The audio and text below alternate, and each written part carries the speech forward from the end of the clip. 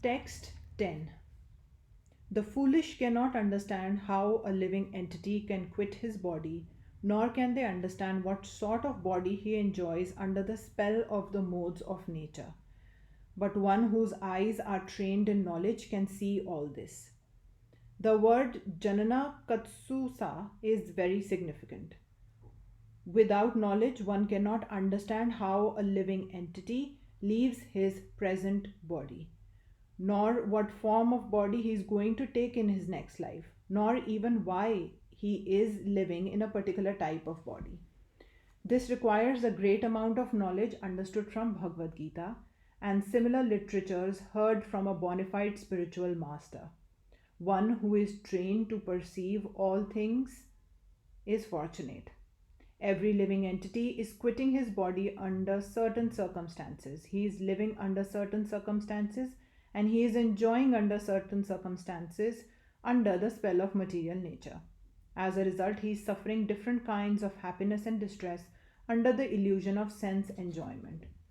Persons who are everlastingly fooled by lust and desire lose all power to understand their change of body and their stay in a particular body. They cannot comprehend it. Those who have developed spiritual knowledge, however, can see that the spirit is different from the body and is changing its body and enjoying in different ways. A person in such knowledge can understand how the conditioned living entity is suffering in this material existence. Therefore, those who are highly developed in Krishna consciousness try their best to give this knowledge to the people in general, for their conditional life is very much troublesome. They should come out of it and be Krishna conscious and liberate themselves to transfer to the spiritual world. Text 11.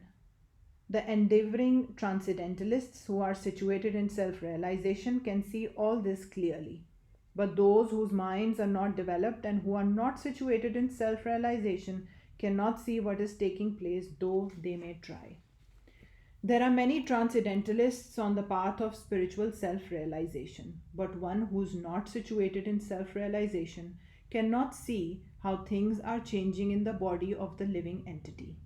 The word yogina is significant in this connection.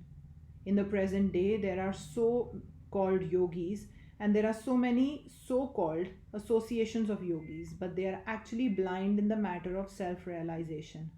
They are simply addicted to some sort of gymnastic exercise and are satisfied if the body is well built and healthy. They have no other information. Even though they are endeavoring in so-called yoga system, they are not self-realized. Such people cannot understand the process of the transmigration of the soul.